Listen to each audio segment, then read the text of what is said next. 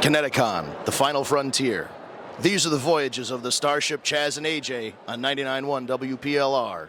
Its continuing mission to explore strange new conventions, to seek out weird life and odd civilizations, to boldly go where no part-time radio DJ has gone before. Guys, I'm dressed like the only superhero that fits my body type, Fat Thor from Marvel Avengers Endgame, and yeah, let's go interview some furries. Let's do it. My name is Edward. And what town are you from? I am from Waterbury, Connecticut. So I am going as a Ken, and I have a big whiteboard going on with a poll for the for the Barbie and Oppenheimer movie today. On your tallies here, what do you prefer, Barbie or Oppenheimer? I am going for 100% Barbie.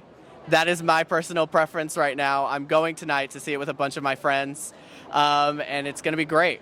Are you going to see Oppenheimer? Eventually. I just, have to be in the right, serious mindset for that one. All right. Well, you voted for Barbie. I'm going to put my vote here on your whiteboard.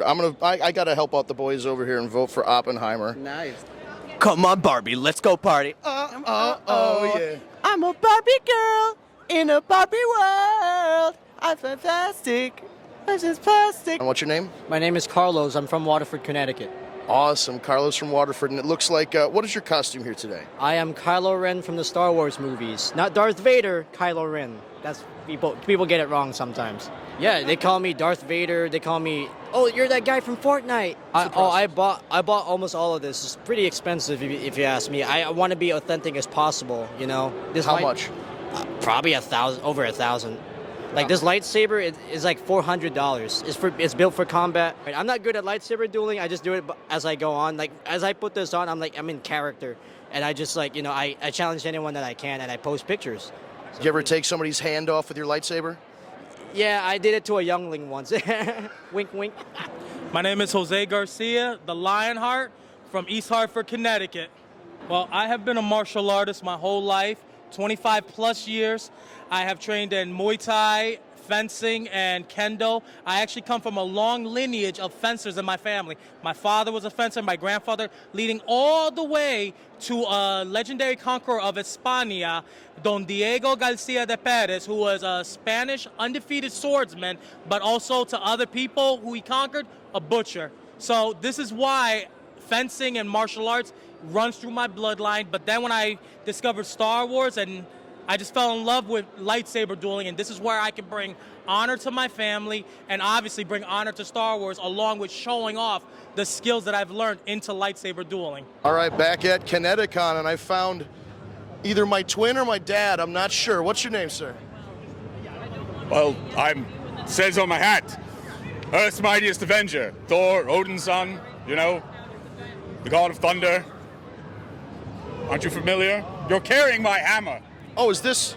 No, see, Steve Rogers gave this one to me. That's Steve.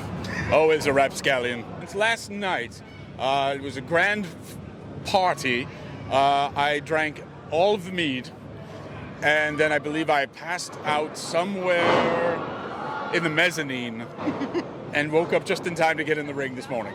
Oh, and you wrestled at the convention, too, I did, yes. You weren't here for it because you were still sleeping, I'm sure. Did you bring Korg with you?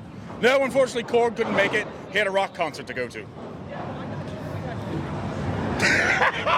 How would you describe this convention to somebody who's never been before? Let's say you take those dark, greasy parts of the internet, you shine them up real good, but then they fall off a cliff and land in a McDonald's. That's about what we're looking at. Yes. To God, Midgard against all threats, foreign and domestic, for Asgard, for my brother Loki, in all his forms, and for everyone else whose forms are multifunctional, may you all have glory in the name of Thor. Glory in the name of Thor. I'm from Winchendon in Massachusetts. Oh my God, what's your name? Maggie. Her name is Jayden, Jayden. And is this an original character of yours? Yes. Well, she is a blue dragon with fur instead of scales. And, well, she has neon green teeth and gums. Oh my goodness. She has a small, scruffy beard. And she's very animalistic, as is a fursuit. It's all handcrafted. I think I spent a good If I were to combine it all, 2 to 3 months. Why, and mind if I ask how much a costume like this costs to put together? To put it together yourself and buy the materials, not pay for the time, it's going to be about $400 to $500. And then you have to do the labor. Yes. And then if you want to commission something like that, it's going to be, depending on what you want, it could be from in the thousands. My name's Ryan. I'm from Portland, Maine. You came all the way down to Hartford from Portland, Maine. I came all the way down from Maine. It was about a 4-hour drive, but it was worth it. It's always fun coming down here. I've been coming since probably 2013, and it just gets better every year. So many interesting costumes and cosplays and so many fun people to talk to. There's always something to do. So I'm dressed as Misty from Pokemon. I've got my short jean shorts, my yellow tank top, and my red suspenders, and I'm ready to battle. Have any Pokemon masters come up and challenged you yet today? Not yet today. I think they might be a little scared, but I'm ready for them. I think they might be a little scared because you're Misty and you're 6.5 feet tall with a beard. I'm the best looking one out here, baby. Do you have any Pokemon like Staryu or any kind of Pokemon noises? Oh, man. I got a Psyduck. I'm Liz. And Mark. And what town are you from? I'm from Springfield, Mass. Springfield. Okay, so in 2018, I was volunteering for Connecticon. I had registered him in, and I just thought he was cute. And then I went on break, and I hung out with a friend that was attending here, and he happened to be friends with him. We hung out that he was very subtly funny. He wasn't like trying too hard, and we have been together ever since. So he asked me on a date. I didn't ask him, which was nice. You made the first move, huh? I did. So what happened was we met each other up again after she knew my friend at the Yard Ghost thing. We watched a couple movies, and then we're like, you know what, we'll just take off for a bit. We've been coming to Connecticon every year since. We go to comic book conventions because, you know, we met at one, so we keep going to one. A few years later, we got married, so it's been 2 years now. 2021. So we've been married for 2 years now. Yeah. Now, did you do a traditional wedding or did you do a cosplay wedding? Oh, we should have did a cosplay wedding. We got married on a farm, so... Do you see that he looks like Mark Ruffalo?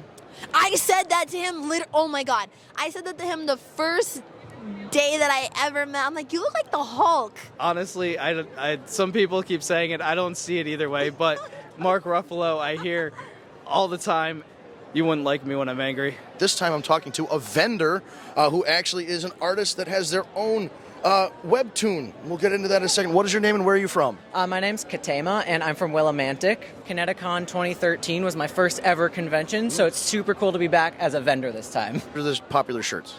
The one that says breedable for sure in a metal font. People go wild for it. I'm selling way more of those than I thought I would. What's the purpose of a full body pillow with an anime character on it? To hold. In To hold. Yeah, the comic is called Farrago, and you can read it on Webtoon for free. It's basically about a guy who gets in a car accident and loses his memory, and he sort of wakes up from this car accident and realizes the world sort of has all these supernatural creatures in it, and one of them he meets is a vampire, and they get to know each other a little better. So I guess I should say there is an 18+ warning on the front of this stand with the comics on it. That's there for a reason, I assume? Yes, that's definitely there for a reason. The online versions don't have any of that, but the physical versions, yes. I go to anime conventions all around the country, so it's really cool to have like sort of like a general comic anime convention that's so local, that's so big and so well run. So the title of this, we'll show it to the camera too, is called Breed Me Bestie. Is that volume 1 or are there multiple volumes? This is the only volume. It's a one and done kind of deal.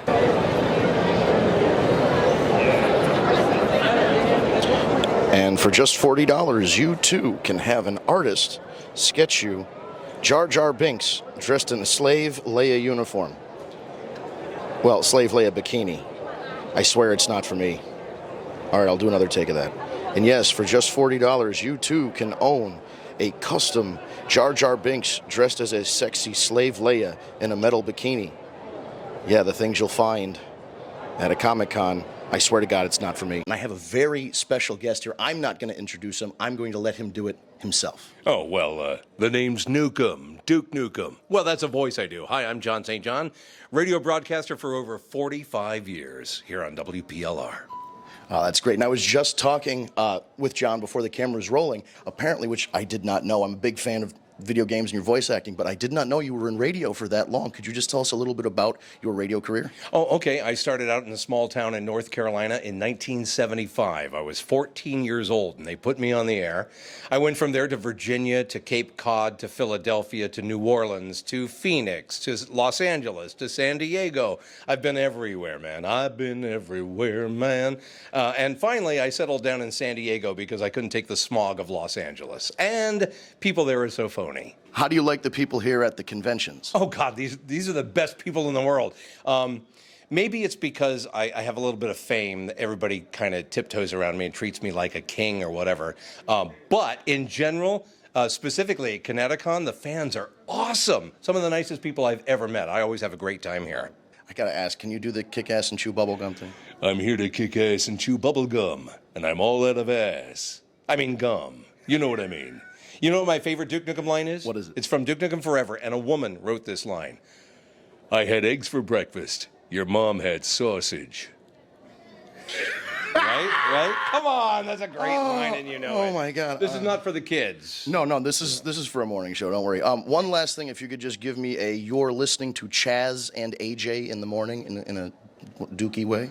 You're rocking with Chaz and AJ in the morning on WPLR. Wait, did I pop the P? Let me try that again. You're listening to Chaz and AJ on WPLR, making mornings better.